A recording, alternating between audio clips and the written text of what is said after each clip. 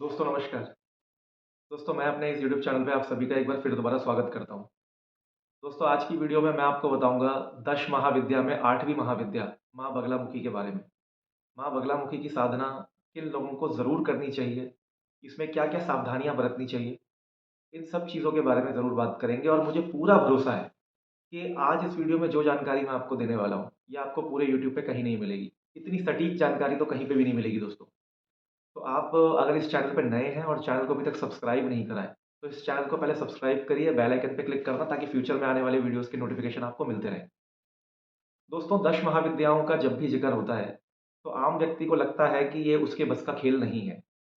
10 महाविद्याओं को इतना ज़्यादा बढ़ा-चढ़ा करके और इतना मिसकंसेप्शन लोगों के मन में इतना भ्रम पैदा किया गया इन 10 महाविद्याओं के बारे में, कि आम व्यक्ति को लगता है कि इसे कोई ख़ास तरह का जिसके पास ख़ास तरह का कोई व्यक्ति होगा, वही इस इन साधनाओं को कर सकता है या इन साधनाओं को करने से जो है उनको इन साधनाओं को करने के लिए उनको अपना घर-परिवार छोड़ कर के पहाड़ों पे जाना पड़ेगा या कोई सिद्ध महात्मा, कोई सिद्ध पहुँचा हुआ कोई पुरुष, कोई तांत्रिक ही इन साधनाओं को कर सकता है।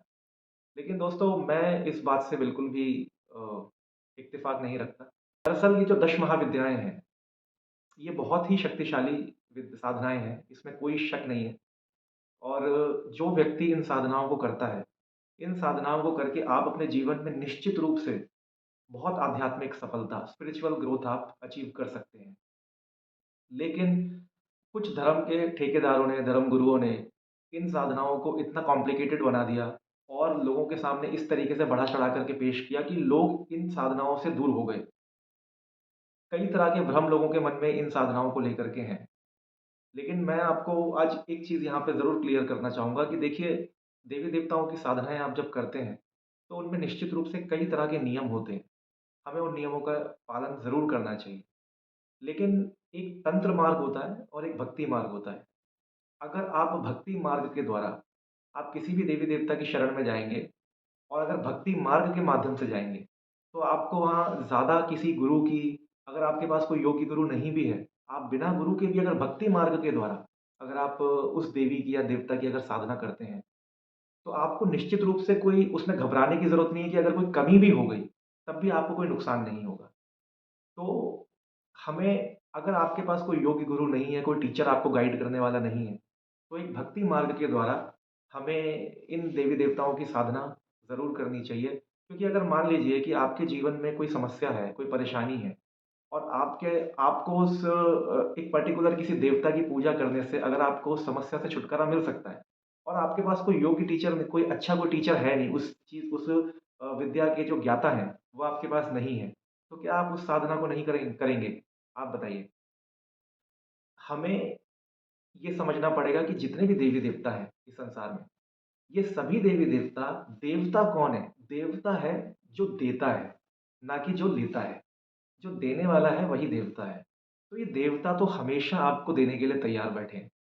अगर आप खुले दिल से अपने मन को साफ करके और भक्ति मार्ग के द्वारा अगर आप इन देवी-देवताओं की शरण में जाते हैं, तो आपको 100% आपको लाभ होता है। अब मैं बात करता हूँ जो आज हमारे वीडियो का टॉपिक है, माँ बगलामुखी की साधना। दोस्तों माँ बगलामुखी माँ दुर्गा का ही एक स्वरूप है और ये स्तंभन की देवी इनको माना जाता है। स्तंभन होता है रोक देना किसी भी चीज़ को।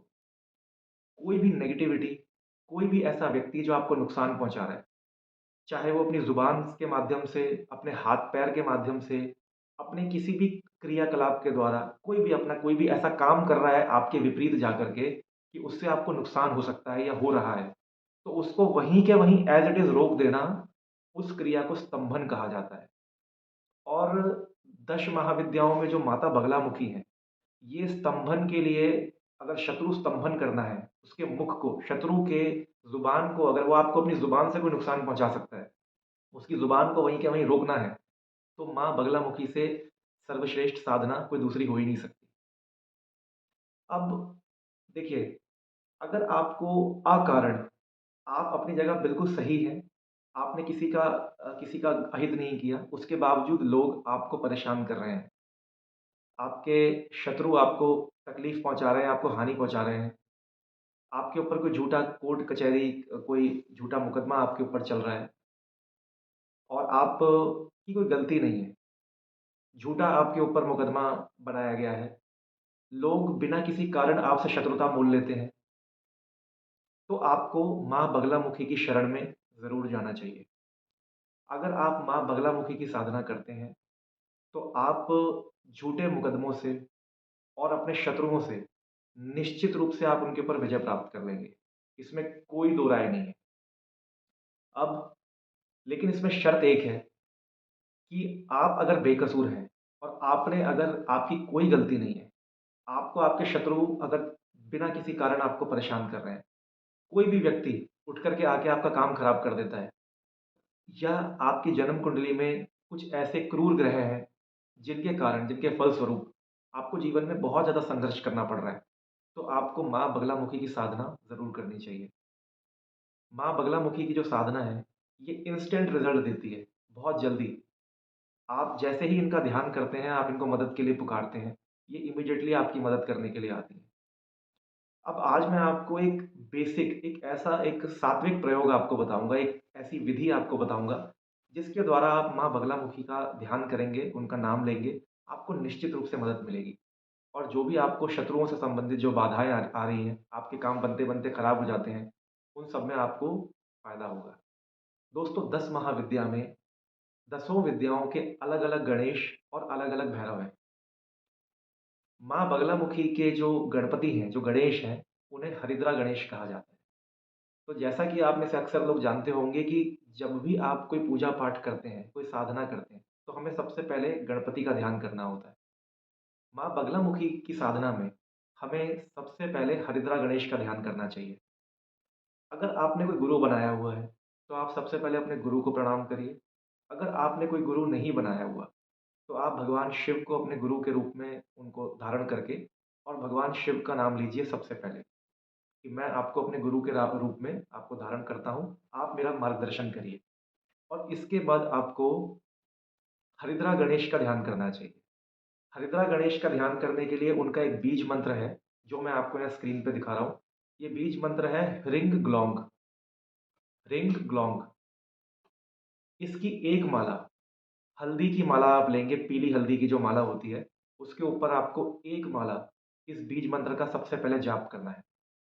आप पूजा के लिए आप सबसे पहले पीला आसन बिछाइए। पीले आसन पे अगर आप पीले कपड़े पहन के बैठें तो बहुत ही अच्छा है। काले कपड़ों का विशेष ध्यान रखें कि अवॉइड करें।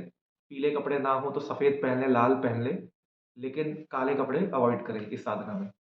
पीले आसन पर बैठ कर के आपने माता के आगे एक घी की जोत जलानी है और उसके बाद आपने सबसे पहले अपने गुरु का ध्यान करके आपने भगवान हरिद्रा गणेश का ध्यान करना है। अब आपने उनके बीज मंत्र का एक माला जाप किया। अब उनके बीज मंत्र का जाप करने के बाद आपको भगवान शिव का ध्यान करना है। दोस्तों, जो माँ बगलामुखी हैं, इनके जो पति हैं, वो भगवान मृत्युंजय हैं और भगवान मृत्युंजय भगवान शिव ही हैं।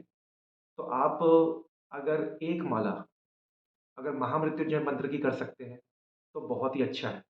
अगर आप महामृत्युंजय मंत्र की एक माला नहीं कर सकते, तो आप कम से कम 11 बार, 21 बार या 51 बार आप महामृत्युंजय मंत्र का जाप ज़रूर करिए और भगवान शिव का ध्यान करिए और भगवान शिव से प्रार्थना करिए कि मैं माता बगलामुखी की जो ये साधना करने जा रहा हूँ, इसमें मुझे सफलता प्रदान करिए। ऐसा बोल कर के अब आपने माँ दुर्गा का ध्यान करना है और माँ दुर्गा का या माँ पार्वती का, ये दोनों एक ही हैं, इन दोनों में कोई फ़र्क नहीं है दोस्तों। तो आप माँ शक्ति का ध्यान करें और माँ शक्ति से प्रार्थना करिए।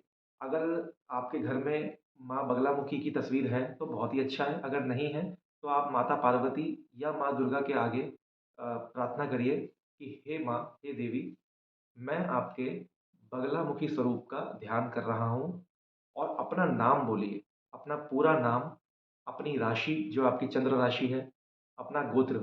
अगर आपको अपना गोत्र नहीं मालूम है, तो आप कश्यप गोत्र लगाइए। अपना पूरा नाम, अपनी चंद्र राशि और अपना गोत्र बोल करके आप माँ बगलामुखी से प्रार्थना करिए कि मुझे ये फलाना जो भी आपको प्रॉब्लम है कि मुझे इस शत्रु से आप मुझे मुक्ति दिलाइए, ये शत्रु बाधा से आप मुझे मुक्त करिए या मेरे ऊपर ये जो झूठा केस ये जो चल रहा है, इससे मुझे आप बाहर निकालिए या जो जो पर्टिकुलर समस्या आपकी ज़िंदगी में है, जिसके लिए आप ये साधना कर रहे हैं, अपनी मनोकामना माता के आगे रख दीजिए कि मैं इस समस्या हेतु आपसे आपकी कृपा चाहता हूँ। और ये बोलने के बाद अब आपने 7 बार आपने बगलामुखी रक्षा कवच का जाप पाठ करना है। और बगलामुखी रक्षा कवच जो है, ये आपको बड़ी ही आसानी से किसी भी दुकान पर मिल जाएगा। अगर नहीं भी मिलता है, तो बगलामुखी रक्षा कवच मैं आपको इस वीडियो के डिस्क्रिप्शन बॉक्स में लिख करके आपको दे रहा हूँ। आप यहाँ से उसको नोट कर लीजिएगा और आपने इस बगलामुखी रक्षा कवच के 7 पाठ कम से कम करने हैं, एक बार में बैठ कर के। ये 7 पाठ कर लेने के बाद अब आपने भगवान आनंद भैरव, जो कि माँ बगलामुखी के भैरव माने जाते हैं, आपने आनंद भैरव का ध्यान करना है। क्योंकि आप कभी भी कोई दश महाविद्या में देवी का ध्यान करते हैं तो भैरव का ध्यान करना बहुत ज़रूरी होता है, वरना उस पूजा का पूरा लाभ नहीं मिल पाता है। तो आप आनंद भैरव का जाप करिए, उनका ध्यान करिए। मैं आपको उनका एक मंत्र बता रहा हूँ। इसकी आप 11 बार, 21 बार या हो सके तो एक माला आप सबसे लास्ट में इस मंत्र की करिएगा। ओम श्री आनंद भैरवाय नमो नमः। ओम श्री आनंद भैरवाय नमो नमः। इस मंत्र का जाप आपने सबसे आखिर में करना है और आपकी जो समस्या है, वो माता के और भैरव बाबा के चरणों में रख देना है। और उसके बाद आपने अंत में जो भी अपनी एक भूल-चूक अगर कोई हो गई है मेरे से इस पूजा में, तो उसके लिए एक क्षमा याचना आप कर लीजिए। अब ये पूजा कर लेने के बाद अगर आपके लिए संभव है, तो आप थोड़े से पीले चावल बनाइएगा और उसके अंदर हल्दी डाल कर के पीले चावल, और वो पी उसके अंदर थोड़ी-सी आप चीनी मिलाइए, मीठे पीले चावल बना कर के, अगर वो आप माँ को अगर भोग लगा सकते हैं, तो बहुत ही अच्छा है। नहीं तो कम से कम अगर आप सूजी का हलवा अगर आप बना सकें, तो वो माता को आप भोग में दीजिए। ये पाठ कर लेने के बाद माता को भोग लगाइए, भैरव का ध्यान करिए, भगवान शिव का ध्यान करिए। भोग लगाने के बाद आप इस प्रसाद को बाहर जो गरीब कन्याएँ होती हैं, उनको आप बाँट दीजिए। ये साधना आपने किसी भी महीने की वीरवार से आपने शुरू करनी है और वीरवार से शुरू करने के बाद आपने 41 दिन तक आपने लगातार इसको करना है। 41 दिन आप इसको लगातार करिए और इसी प्रोसीजर को जिस तरह से मैंने बताया है इसको फ़ॉलो करते हुए, और 41 दिन के अंदर ईश्वर ने चाहा तो आपका काम हो जाएगा। कुछ कमी रह रह भी जाती है, तो आप 41 दिन पूरे होने के बाद देवी माँ को, भगवान शिव को आप प्रसाद चढ़ाइए, उनके मंदिर जा कर के, उनसे प्रार्थना करिए कि मैंने जो ये 41 दिन का जो संकल्प किया था, इसको मैं यहाँ अपना पूर्ण कर रहा हूँ, ये मेरा पूर्ण हो गया है। मुझे आप इस समस्या से बाहर निकालिए, जो आपका जो भी काम है। और उसके बाद आपने रोज़ सुबह और शाम एक-एक पाठ ये बगलामुखी रक्षा कवच का आपको नियम से करना है। और आप अगर ऐसा करेंगे, तो आप देखेंगे कि कुछ ही दिनों में आपको जो ये समस्या है, इससे आप पूरी तरह से मुक्त हो जाएँगे। दोस्तों, उम्मीद करता हूँ कि ये वीडियो आप लोगों को ज़रूर मदद पहुँचाएगी। अगर वीडियो पसंद आई है, तो इस वीडियो को लाइक ज़रूर करिए, अपने दोस्तों के साथ शेयर करिए। चैनल पे नए हैं, सब्सक्राइब नहीं किया है, तो एक बार सब्सक्राइब ज़रूर कर दीजिए। दोस्तों, अब इस वीडियो को यहीं विराम देते हैं। अगली वीडियो में दोबारा मुलाकात करेंगे। तब तक के लिए नमस्कार। जय श्री राम। हर हर महादेव।